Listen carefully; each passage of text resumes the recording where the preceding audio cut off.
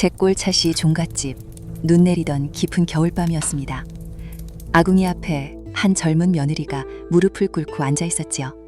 두 손에는 차씨 문중이 대대로 며느리에게 물려온 귀한 혼수 이불이 들려 있었습니다.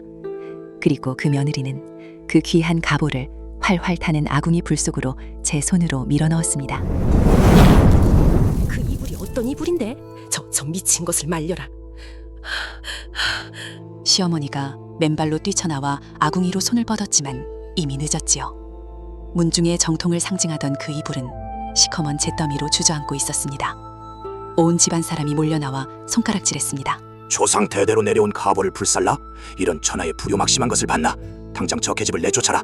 차씨 가문에 저런 며느리는 없다.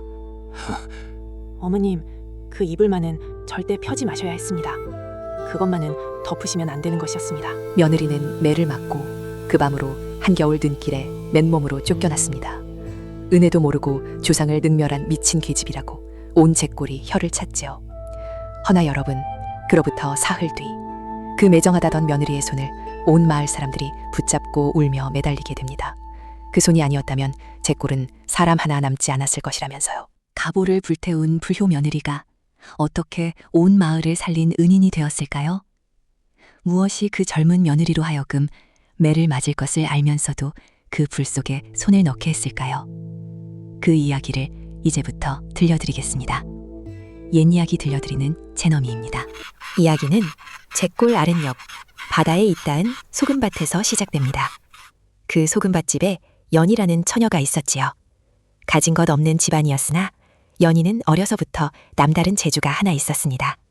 바로 코가 밝은 것이었지요. 연희는 눈으로 보기 전에 코로 먼저 알았습니다.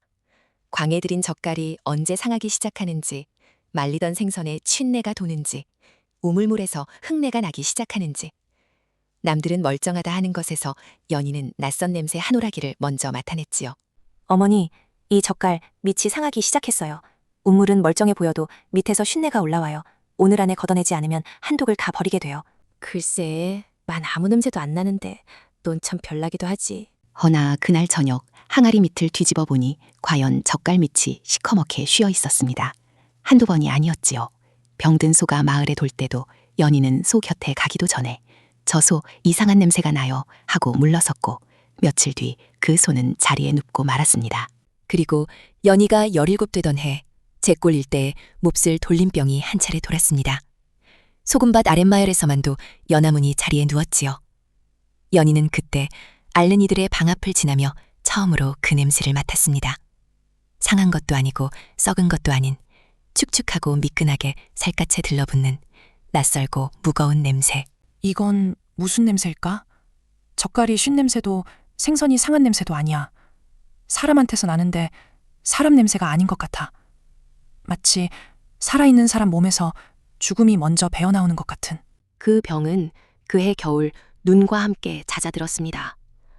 허나 연희의 코는 그 냄새를 잊지 않았지요. 한 번 맡은 냄새를 평생 기억하는 것, 그것이 연희의 코였으니까요. 훗날 이 기억이 무슨 일을 하게 될지는 그때는 아무도 몰랐습니다. 연아, 네 그 코가 언젠가 널 살릴 게다. 사람은 눈에 속고 말에 속아도 냄새는 못 속이는 법이야. 냄새는 거짓말을 못하거든. 명심해라. 네 코가 아니라 하거든. 세상이 그렇다 해도 아닌 게야. 예, 어머니. 냄새는 거짓말을 못한다. 친정 어미의 이 한마디를 연희는 마음 깊이 새겨두었습니다. 훗날 이 말이 온 마을의 목숨을 건지는 열쇠가 될 줄은 그때는 아무도 몰랐지요. 그해 늦가을 연희는 제골 윗마을 차씨 종갓집으로 시집을 갔습니다. 차씨 문중은 제골에서 대대로 위세를 떨친 방가였지요. 허나 그 위세라는 것이 실속보다 체면이 앞선 집이었습니다. 곡간보다 가문의 법도를 무겁게 여기고 살림보다 남의 눈을 두려워하는 집안이었지요. 소금밭 가난한 집딸이 종가 며느리로 들어왔으니 시어머니 최씨 부인의 눈에 찰리가 없었습니다. 소금밭 곳이라 그런가? 손끝은 맵다만 법도를 통 몰라. 차씨 며느리라면 걸음걸이 하나, 인사 하나에도 격이 있어야 하는 법이다. 친정에서 대체 뭘 배우고 온 게냐? 송구합니다, 어머님. 배우겠습니다. 시집 온 첫날부터 연희의 하루는 시린 새벽물 깃는 소리로 시작해 깊은 밤 등잔 끄는 소리로 끝났습니다. 아무리 손발이 닳도록 일해도 돌아오는 것은 칭찬이 아니라 트집이었지요. 하루는 연희가 시어머니 조반상을 정성껏 차려 올렸습니다. 이 나물 간이 왜 이리 심심하냐? 차씨 종가 밥상이 소금밭집 밥상인 줄 아느냐? 이러니 소금밭 것은 어쩔 수 없다는 게야.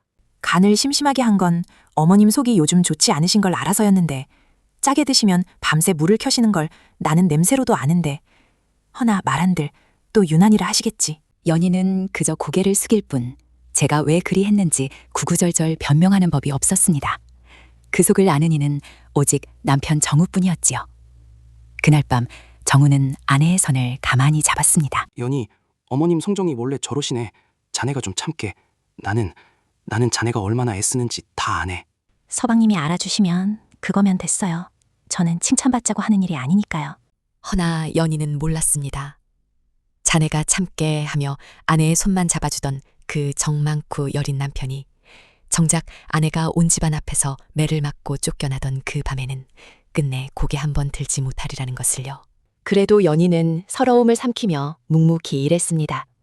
그 서툰 예법 속에서도 살림 하나만은 야무졌지요. 특히 그 밝은 코가 종갓집 살림에서 몇 번이나 빛을 냈습니다. 어머님, 이 쌀 아랫역 것이 물을 먹었나 봐요. 이대로 두면 뜨기 시작할 거예요. 오늘 볕에 내어 말려야겠어요. 또 그 유난스러운 코냐? 허나 뭐 정 그렇다면 말려보든가. 아니나 다를까 며칠 뒤 엽곡간의 쌀은 뜨기 시작해 냄새를 풍겼으나 연희가 말린 쌀만은 멀쩡했지요. 이런 일이 몇 번 거듭되자 집안 사람들도 은근히 연희의 코를 인정하게 되었습니다. 오직 겉으로 내색만 안 할 뿐이었지요. 하루는 부엌 아궁이에 불을 지피던 연희가 장작 더미를 헤집다 말고 고개를 갸웃했습니다. 이 장작 속이 젖었네요. 겉만 말라서 그렇지 속은 아직 물기가 있어요. 이걸 떼면 연기만 나고 불이 안 붙어요. 아이고, 세아씨는 장작 속까지 코로 보시나? 허기야, 지난번 쌀도 세아씨 말이 맞았지 뭐야. 그 가운데 며느리의 야무짐을 남몰래 눈여겨보는 이가 있었습니다. 바로 시아버지 차찬봉이었지요. 저 아이 눈썰미가 예사롭지 않구나. 말수는 적어도 헛말은 없어. 소금밭에서 무얼 배웠는지는 몰라도 저건 살림꾼의 눈이야. 그해 겨울 종갓집에 큰일이 다가오고 있었습니다. 3년 전 세상을 뜬 시할머니의 대상, 3년상을 마치는 큰 제사였지요. 제 꼴은 물론 이웃고을 문중 대소가가 죄다 모이는 자리였습니다. 차씨 가문의 위세를 온 세상에 보이는 날, 최씨 부인은 이 대상을 위해 올해 광 속에 잠들어 있던 갑오 하나를 꺼내기로 했습니다. 이것이 우리 차씨 종가의 혼수 이불이니라. 종가 며느리가 대대로 물려 덮는 것이지. 이번 대상에 대소가 어른들 앞에 이 이불을 펴보여 우리 가문의 정통을 세울 것이야. 새아기, 잘 보아두어라. 언젠가는 네가 물려받을 것이니. 예, 어머님. 헌데 이 손은 아, 이 솜 말이냐? 예사솜이 아니다. 3년 전 돌아가신 내 시고모님. 시집도 못 가고 일찍 세상 뜬 그 가여운이의 유품 솜을 아까워 버리지 못하고 이 이불에 다시 튼 것이야. 조상의 손때가 밴 솜이니 그 정성이 오죽하겠느냐. 이런 것이 가문의 정이지. 시고모님께서는 무슨 병으로? 그해 잿골에 한 차례 돌림병이 돌지 않았더냐. 연화문이 자리에 눕고 몇은 못 일어났지. 우리 아기씨도 그때 하도 흉해서 쓰던 것을 쥐에 태우자 했다만 이 손만은 내가 아까워 남겨두었느니라. 광에 3년을 재워두었으니 흉이야 다 가셨지. 볕에 잘 쬐고 털면 새 것이나 진배 없어. 그 말을 듣는 순간 연희의 등줄기가 서늘해졌습니다. 3년 전 잿골에 돌던 그 돌림병. 소금밭 아랫마을에서 연화문이 눕고 연희가 처음으로 그 낯선 냄새를 맡았던 그 병. 시고모님은 바로 그 병으로 세상을 뜬 것이었지요. 그리고 그 솜은 태우지 않고 광에 3년을 재워두었다가 이제 다시 나온 것이었습니다. 소금밭 친정에서 늙은이들이 하던 말이 떠올랐습니다. 병들어 죽은이가 덮던 솜은 산 사람이 되물려 덮는 게 아니라고. 병 기운이 솜에 배어 되물리면 옮는다고. 그것이 옛사람들의 오랜 금기였습니다.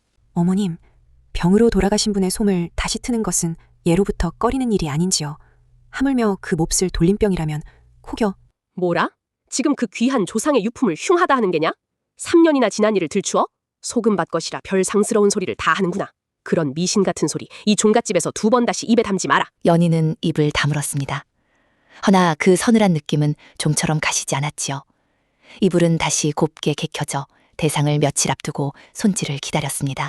대상을 이틀 앞둔 날이었습니다. 채시파는 광에서 꺼낸 갑오이불을 마당에 널어 아침나절 내내 볕에 쬐었지요. 그리고 종부의 손으로 직접 방망이를 들어 그 낡은 소미불을 힘껏 두드렸습니다. 참년 묵은 먼지가 겨울 볕속으로 뿌옇게 피어올랐습니다. 마당에서 일하던 하인들이 재채기를 했고 곁에서 거들던 찬모가 손으로 코를 감쌌지요. 그 뿌연 것이 마당을 한 바퀴 돌고 열어둔 안방문으로 스며들었습니다. 그리고 이불은 그 안방에 곱게 펴져 대상날까지 손질을 기다리게 되었지요. 바로 그때였습니다. 일손을 거들러 마당에 들어선 연희의 코끝에 낯선 냄새 한 오라기가 걸린 것은 이 냄새. 이건 오래된 솜내가 아니야. 그 밑에 뭔가 다른 게 있어. 축축하고 미끈하고. 어디서 맡아봤더라. 아, 그래. 17살 그 겨울. 알룬이들의 방 앞을 지나며 맡았던 그 죽음의 냄새. 바로 그거야. 시고모님을 데려간 그 병이 이 솜속에 아직 살아있어. 연희는 등골이 오싹했습니다. 겉으로는 곱게 마른 낡은 솜이불. 허나 그 깊은 속, 오래 뭉친 솜 안쪽에서 연희의 코만이 맡을 수 있는 냄새가 올라오고 있었지요. 3년 전 그 병의 냄새였습니다. 어머님, 그 이불, 그 솜에서 3년 전 그 병 냄새가 나요. 겉은 멀쩡해도 속이 상했어요. 터시면 안 돼요. 먼지가 퍼져요. 어서 그만두세요. 또 그 코 타령이냐? 이 귀한 갑오를 대상을 코앞에 두고 아무 냄새도 안 난다 이거사. 곱게 마른 솜내밖에 더 나느냐? 네 그 방정 맞은 코로 조상 유품을 흉물 취급하니 내 복장이 터진다 터져. 어머님, 제 코는 여태 한 번도 틀린 적이 없습니다. 젓갈도, 쌀도, 병든 소도 제가 냄새로 짚은 것은 다 맞았지 않습니까? 제발 이번 한 번만 제 말을. 시끄럽다. 그건 살림이고 이건 가문이야. 감히 종가의 정통을 소금밭 계집의 콧다위와 견주려 들어? 다시 그 소리를 하면 내 널 친정으로 돌려보낼 줄 알아라. 연희의 입은 막혔지만 코는 거짓말을 하지 않았습니다. 뿌옇게 날린 그 먼지가 어디로 갔을지, 열린 안방문으로 무엇이 들어갔을지, 연희는 생각만 해도 아찔했지요. 그리고 저 이불이 대상날 손님들 앞에 펴지고, 이윽고 누군가 저것을 덮는 날, 무슨 일이 벌어질지도. 이미 늦은 걸까? 아니야, 아직 덮은 사람은 없어. 아직은 막을 수 있어. 그날 밤 연희는 남편 정우에게 매달렸습니다. 이 집에서 제 편이 되어줄 사람은 남편밖에 없다고 여겼으니까요. 서방님, 제발 제 말을 믿어주세요. 그 이불 속에서 정말로 병든 냄새가 나요. 3년 전 시고모님을 데려간 그 병 냄새예요. 저 이불을 누가 덮으면 큰 화를 입어요. 아버님이든 손님이든 서방님이 어머님을 좀 말려주세요. 연희, 자네 마음은 아네. 허나 어쩌겠나. 어머님 성정을 자네도 알자는가. 하물며 대상을 코앞에 둔 지금 갑오를 흉하다 하면 온 문중이 자네를 가만두지 않을 걸세. 그저 조용히 대상만 넘기세. 에? 냄새야 뭐 자네가 예민한 게지. 서방님마저 제 코를 안 믿으시는군요. 남편도 등을 돌렸습니다. 연희는 그의 시아버지 차찬봉에게까지 조심스레 말을 넣어보았지요. 차찬봉만은 연희의 야무짐을 알고 있었으니까요. 아버님, 외람되오나 그 갑오입을 이번 대상에는 펴지 않으시면 안 되는지요. 제가 그 솜에서 좋지 않은 것을 느꼈습니다. 네 눈썰미를 내 모르는 바 아니다 아가. 허나 이번만은 나도 어쩔 수가 없구나. 저 이불은 이 집의 정통이야. 대소가 다 모이는 대상에 종과 가부를 흉하다 물리면 이 아비가 문중에서 설 자리를 잃는다. 그저 네 말을 못 들은 셈치마. 미안하구나. 살이 밝은 시아버지조차 문중의 체면 앞에서는 눈을 감았습니다. 온 집이 화려한 대상 준비로 들떠 있었고 오직 연희 하나만이 그 화려함 뒤에 도사린 죽음의 냄새를 맡고 있었지요. 아무도 그 코를 믿어주지 않았습니다. 대상 전날 밤 온 집안이 잔치채비로 부산한 가운데 연희는 부엌 뒤 장작더미에 홀로 앉아 있었습니다. 낮에 시어머니가 던진 말들이 자꾸만 귓가에 맴돌았지요. 소금 밭것, 방정 맞은 코, 조상을 흉물 취급하는 불경한 것. 차라리 내 코가 틀린 거라면 좋겠다. 이번만은 내가 잘못 맡은 거라면. 그럼 나는 그냥 유난던 며느리로 흉이나 잡히고 말면 되잖아. 그런데 내 코는 한 번도 틀린 적이 없어. 그래서 무서워. 내가 맞으면 저 이불을 덮는 사람이 죽어. 아버님일지도 서방님일지도 몰라. 연희는 알고 있었습니다. 대상이 끝나면 그 갑오 이불은 이 집에서 가장 웃설은 차참봉의 사리에 펴진다는 것을요. 3년상을 무사히 마친 종손이 그 이불을 덮고 첫밤을 나는 것이 차씨 가문의 오랜 법도였으니까요. 그러니 저 이불을 그냥 두면 내일 밤 안으로 시아버지가 저것을 덮게 될 터였습니다. 아버님은 이 며느리를 못 믿는다 하시면서도 미안하구나 하셨어. 그 한마디를 해주신 분이야. 그런 분을 내 눈앞에서 잃을 수는 없어. 온 집이 나를 미쳤다 해도 매를 맞고 쫓겨나는 한이 있어도. 믿어주는 이는 없으되 지켜야 할 사람은 있었습니다. 20살 며느리의 좁은 어깨에 온 집안의 목숨이 얹혔지요. 그 밤 연희의 젖은 눈 속에서 무언가가 조용히 단단해지고 있었습니다. 눈은 소리 없이 내려 쌓이고 아궁이의 잿불만이 어둠 속에서 붉게 살아있었습니다.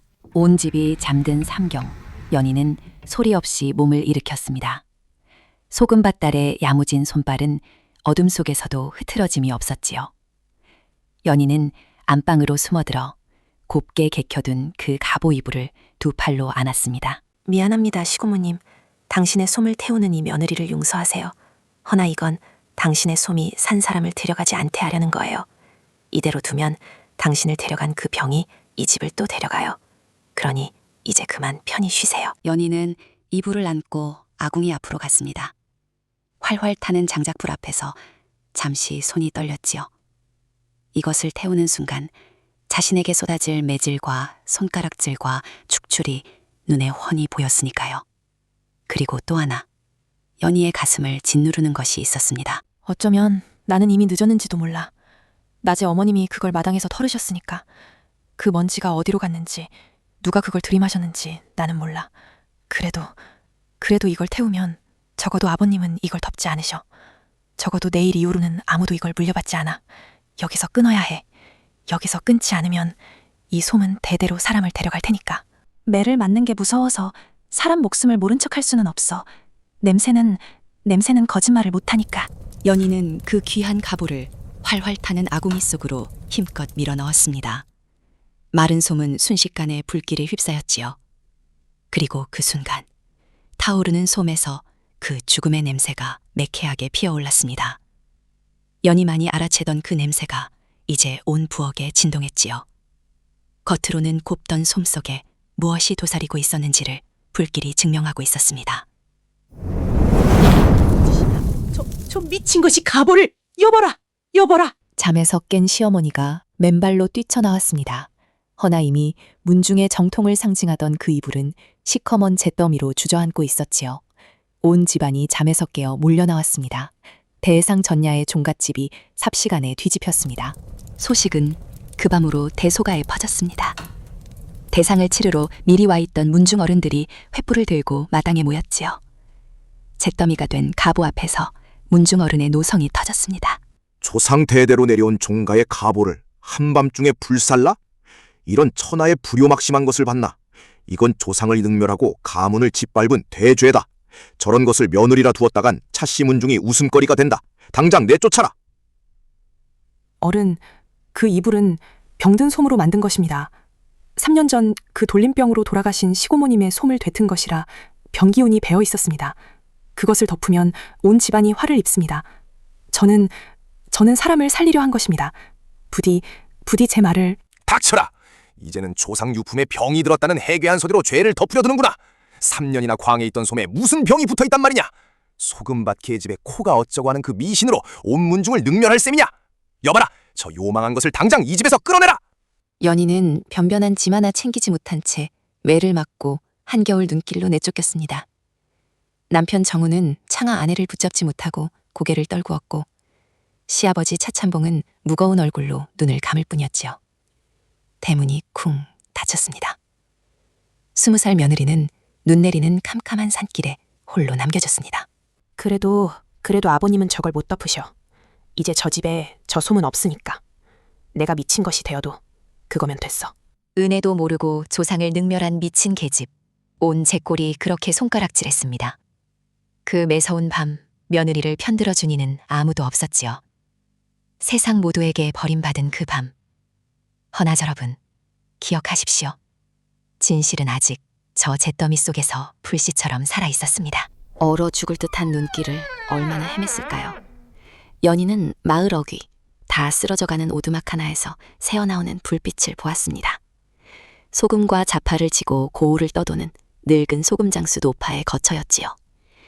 노파는 문을 두드리는 반죽음의 며느리를 두 말 없이 들여 아궁이 곁에 앉히고 뜨거운 국 한 그릇을 내밀었습니다.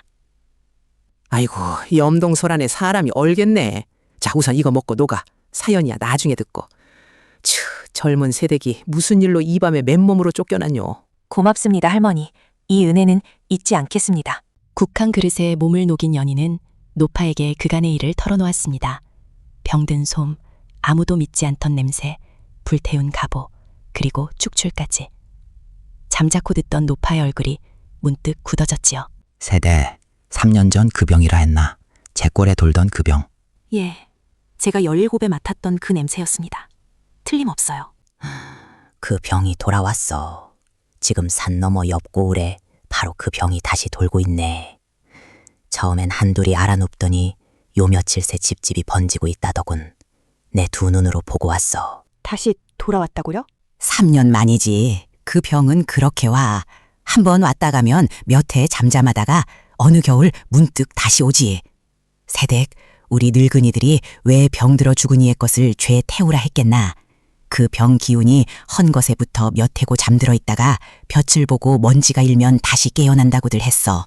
자네 시어머니가 아까워 광에 재워둔 그 솜이 바로 그 잠든 병을 3년이나 품고 있었던 게야. 할머니, 그럼 어머님이 그걸 마당에서 터셨어요. 어제 낮에 3년 묵은 먼지가 온 마당에 날렸고 그게 안방으로 들어갔어요. 사람들이 그 먼지를 마셨어요. 그렇다면 세댁, 자네가 태운 건 잘한 일이나 태우기 전에 이미 문이 열린 게야. 연희의 등줄기에 식은땀이 흘렀습니다. 제 코가 맡은 죽음의 냄새는 우연이 아니었습니다. 3년 전 시고모를 데려간 그 병이 그 솜 속에서 잠들어 있다가 시어머니의 방망이질에 깨어난 것이었지요. 그리고 제 꼴은 지금 그 병이 한창인 옆 고을과 산 하나를 사이에 두고 있었습니다. 할머니, 제가 돌아가야 해요. 저를 내쫓은 집이라도 저 사람들이 다 죽게 둘 수는 없어요. 제가 늦게 알아챈 만큼 제가 가서 막아야 해요. 혼자 가지 말고 이 늙은이도 같이 감세. 나는 고울고울 돌며 그 병이 어찌 번지고 어찌 잦아드는지를 다 보고 왔어. 자네 코 안에 발이면 어쩌면 될지도 모르지. 연희가 눈길을 되짚어 제 꼴로 돌아왔을 때 마을은 이미 심상치 않았습니다. 대상은 그 소동통에 끝내 치러지지 못했으나 이미 늦은 뒤였지요. 대상을 앞두고 대소가 모여들었던 종갓집에서 하룻밤새 사람들이 하나둘 열에 들떠 알아눕기 시작한 겁니다. 가장 먼저 누운 것은 그 이불을 마당에서 털던 날 곁에서 거들었던 하인들과 참모였지요. 그 다음이 그 먼지가 내려앉은 안방에 들고 났던 대소가 손님들이었습니다. 허나 병은 종갓집에만 머물지 않았습니다. 대상에 모여들었던 이들이 제 마을로 돌아가며 병은 제 꼴 곳곳으로 번지기 시작했지요. 우물가에서, 장터에서 사람들이 두려움에 떨었습니다.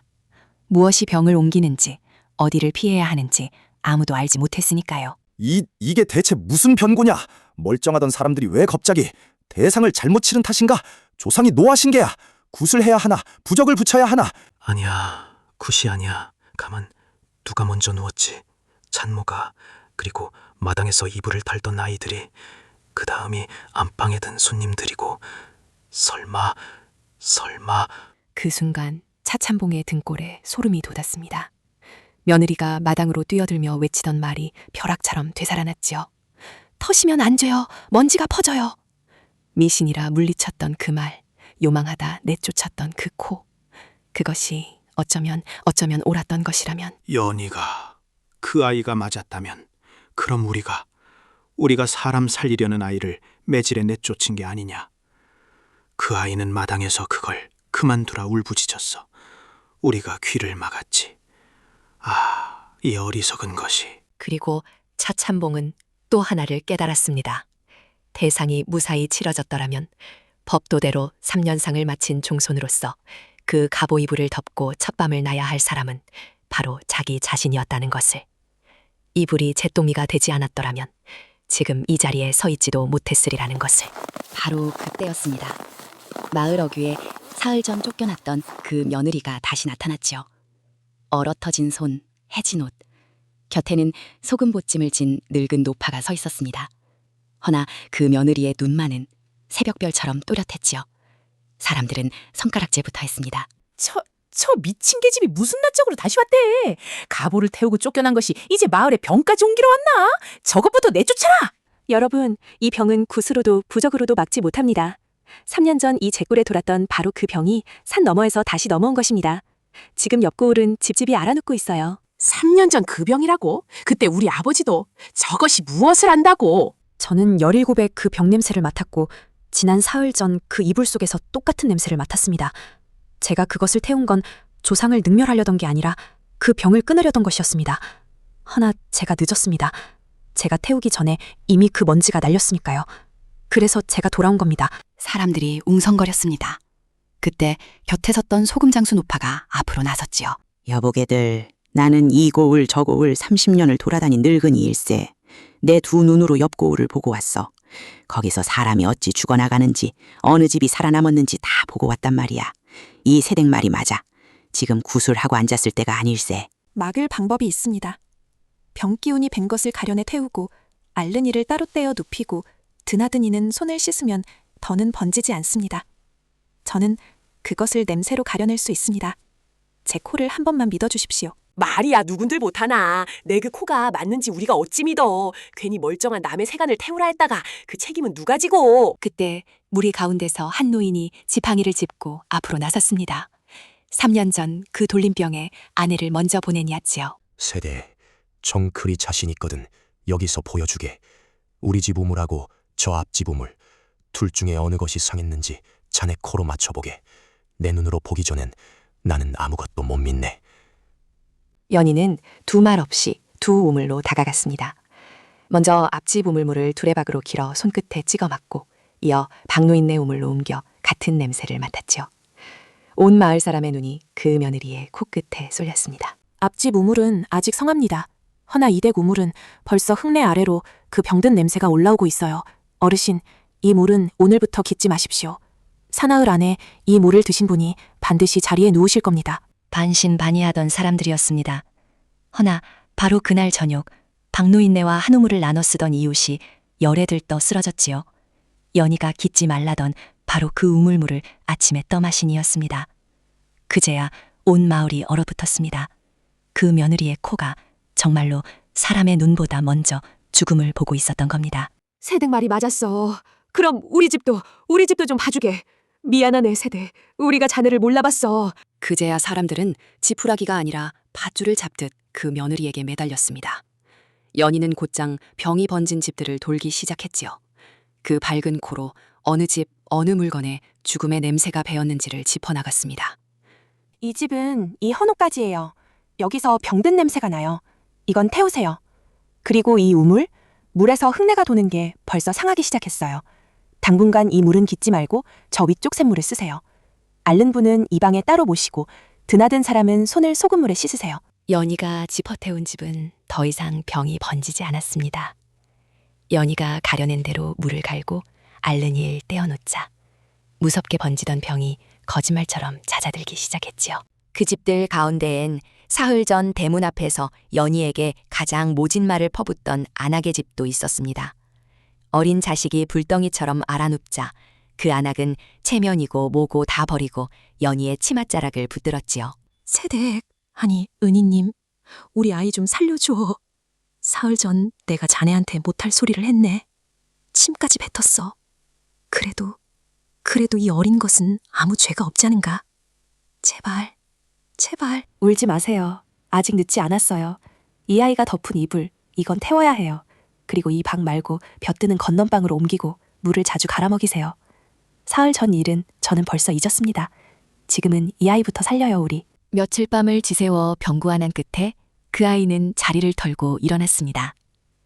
저를 내쫓으라 침을 뱉던 이의 자식을 연희는 제 자식인 양 끌어안고 밤을 새운 것이지요. 원망을 원망으로 갚지 않는 그 마음 앞에서 제 꼴 사람들은 차마 고개를 들지 못했습니다. 세댁, 우리 집도 좀 봐줘. 우리 어머니가 알아누웠어. 어느 방에 모셔야 하오? 이 옷도 태워야 하오? 며느리의 코와 노파의 발이 온 마을을 훑으며 병의 길목을 하나하나 끊어나갔습니다. 사흘 전 그 며느리를 내쫓으라 소리치던 입들이 이제는 그 며느리를 찾아 부리고 있었지요. 이윽고 연희는 자신을 내쫓은 종갓집으로 향했습니다. 병이 가장 먼저 가장 깊이 번진 곳이 바로 그 집이었으니까요. 마당에 들어선 연희 앞에 초췌한 얼굴에 차찬봉이 달려나왔습니다. 연희야, 아가, 네가 돌아왔구나. 이 못난 시애비를, 이 어리석은 것을 용서해다오. 네 말이 옳았다. 네가 그 이불을 태우지 않았다면 대상을 마치는 대로 3년상 종손이라며 그 이불을 덮을 사람은 바로 이 애비였다. 네가 이 목숨을 살린 게야. 아버님, 저를 은인이라 마세요. 저는 어머님이 그걸 터시기 전에 막지 못했습니다. 그러니 어서 일어나세요. 지금은 죄를 헤아릴 때가 아니라 한 사람이라도 더 살릴 때입니다. 아니다, 아가. 아니야. 네가 그 이불을 끊지 않았다면 이 집은 앞날이 없었을 게다. 그 솜이 그대로 있었다면 나부터 눕고 다음엔 정의가 물려 덮었을 테고 또 그 다음 며느리가 대대로 그랬을 것 아니냐. 너는 오늘 하루를 막은 게 아니라 이 집의 앞날을 통째로 끊어준 게야. 이 집이 가장 위험해요, 아버님. 그 이불을 털던 마당, 먼지가 들어간 안방, 거기서부터 냄새가 제일 짙어요. 어서 그 방의 것을 죄다 걷어내 태우고 앓는 분들을 하나하나 따로 모셔야 해요. 늦지 않았어요. 아직 늦지 않았습니다. 연희는 제 코로 종갓집 구석구석에 밴 병의 자취를 짚어나갔습니다. 이불을 털던 마당의 흙, 먼지가 스민 안방의 자릿기와 방석, 그날 곁에 있던 이들이 입었던 옷가지까지 걷어내고 태우고 앓느니 떼어눕히고 그 며느리의 손끝을 따라 죽어가던 종갓집이 조금씩 되살아나기 시작했지요. 연희야, 이 몹쓸 시애미를 봐라. 내가 널 요망하다 매질에 내쫓았거늘. 네가 마당에서 그만두라 울부짖을 때 내가 그 방망이를 놓기만 했어도 내 이 손이 이 집에 병을 들인 게야. 그 귀한 가보라고 끌어안았던 그것이 실은 우리 모두를 데려갈 뻔한 것이었어. 내가 눈이 멀었었다. 어머님, 그러지 마세요. 어머님은 아까워서 그러신 거잖아요. 돌아가신 분이 남긴 것을 차마 못 버리는 마음, 그게 어찌 죄겠습니까? 그 이불을 태운 건 조상님을 능멸하려던 게 아니었어요. 시고모님의 솜이 산 사람을 데려가지 않게 하려던 거였어요. 그게 돌아가신 분을 진짜로 편히 쉬게 해드리는 길이라고 저는 믿었습니다. 그로부터 사흘, 무섭던 돌림병은 잿골에서 잦아들었습니다. 산 너머 옆고울이 숱한 목숨을 잃는 동안 잿골만은 그 며느리의 코 덕분에 큰 화를 면했지요. 살아난 마을 사람들이 하나둘 종갓집 마당으로 모여들었습니다. 사흘 전 미친 계집이라 손가락질하던 그 며느리 앞에 이번에는 고개를 숙이러 온 것이었습니다. 세대, 아니, 은희님, 우리가 몰라뵀습니다. 세댁이 아니었으면 우리 식구가 다 죽었을 겁니다. 그 이불을 태운 게 우리 모두를 살린 것이었어. 문중 어른이 무거운 걸음으로 연희 앞에 나섰습니다. 사흘 전 천하의 불효라 호통치던 바로 그 입으로 이번에는 다른 말을 꺼내야 했지요. 내가 이 늙은 것이 눈이 어두웠네. 3년 묵은 솜에 무슨 병이 붙어 있겠냐고 내 그리 호통을 쳤지. 자네를 능멸이라 몰아세운 것을 부끄러워 낯을 들 수가 없구만. 자네는 조상을 능멸한 게 아니라 조상의 솜이 후손을 해하지 않게 지킨 걸세. 그것이 진짜 효였어. 자시문중이 자네에게 큰 빚을 졌네. 차찬봉이 잿더미 앞으로 다가가 타다 남은 잿불을 가만히 뒤적였습니다. 시커먼 잿 속에 아직 사그라지지 않은 불씨 하나가 붉게 살아있었지요. 보아라, 재해가 되었다고 다 죽은 것이 아니었어. 이 잿더미 속에도 이렇게 불씨가 살아있듯이 온 세상이 저 아이를 미쳤다 손가락질할 때에도 진실은 이 재 속에서 이렇게 살아있었던 기야. 우리가 눈이 멀어 못 보았을 뿐이지. 아버님, 어머니가 늘 말씀하셨어요. 사람은 눈에 속고 말에 속아도 냄새는 못 속인다고요. 냄새는 거짓말을 못한다고요. 저는 그저 제 코가 맡은 것을 못 본 척할 수가 없었을 뿐입니다. 남편 정후가 뒤늦게 달려와 아내 앞에 무릎을 꿇었습니다. 결정적인 순간 아내를 지키지 못한 그 죄스러움에 차마 얼굴을 들지 못했지요. 연희, 나는 자네 치압이 될 자격이 없네. 자네가 그 밤에 혼자 아궁이 앞에 앉아있을 때 나는 이불 속에서 자고 있었어. 자네가 매를 맞을 때도 나는 그저 고개만 떨궜지. 미안하네. 정말 미안하네. 서방님, 지난 일을 헤아리자면 끝이 없습니다. 그보다 아직 앓는 이들이 많아요. 손이 모자랍니다. 저를 도와주세요. 그게 제게 미안한 마음을 갚는 길입니다. 원망보다 먼저 살아있음에 대한 안도가 그 눈에 어렸지요. 그날 소금밭에서 온 가난한 며느리는 차씨 종가의, 아니 온 잭골의 은인이 되었습니다. 여러분, 잭골 며느리의 이야기는 여기까지입니다. 온 세상이 화려한 가보를 떠받들 때 그 고운 솜 속에 도사린 죽음을 맡아낸 것은 소금밭에서 자란 며느리의 밝은 코 하나였지요. 사람들은 눈에 보이는 위세에 속고 입에 발린 법도에 속았지만 냄새는 끝내 거짓말을 하지 않았습니다. 우리 옛사람들의 살림에는 이런 지혜가 촘촘히 배어 있었습니다. 병들어 죽은 이의 것을 태우고 되물리지 않은 것도, 상한 것을 냄새로 가려낸 것도 다 오랜 세월 목숨으로 얻은 이치였지요. 아깝다고 남겨둔 것 하나가 3년을 잠들었다 온 마을을 흔들 수 있다는 것을 옛사람들은 알고 있었던 겁니다. 화려한 것이 늘 옳은 것은 아니며 낮고 가난한 이의 야무진 손끝이 때로 온 마을을 살린다는 것. 그것이 이 이야기가 우리에게 남긴 잿불 같은 진실입니다. 오늘 여러분의 곁에도 아무도 믿어주지 않는 밝은 코를 가진 이가 있을지 모릅니다. 부디 그 낮은 목소리에 한 번쯤 귀를 기울여 주시기를.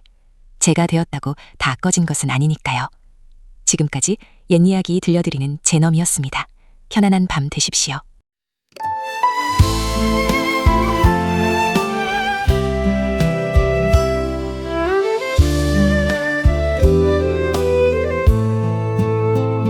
소금밭 그 바람 속에서 어머니가 내게 일러주셨죠. 사람은 눈에 속고 말에 속아도 냄새는 거짓말을 못한다고. 고운 솜 그 깊은 속에서 나 혼자 맡은 겨울 냄새, 아무도 믿지 않아서 차라리 내가 들렸기를 빌었죠. 제가 되었다고 다 꺼진 것은 아니에요. 온 세상이 날 미쳤다 할 때에도 그 속에 불씨 하나 살아있었죠.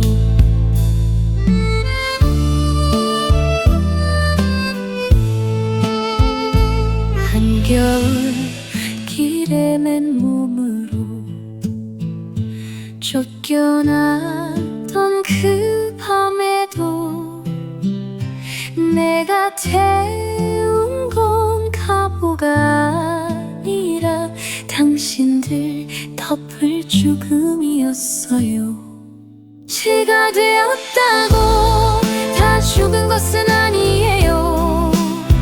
아무도 믿어주지 않던 그 코가 끝내 이 마을을 살렸으니까. 낮은 목소리 하나에 한 번쯤 귀 기울여 주세요.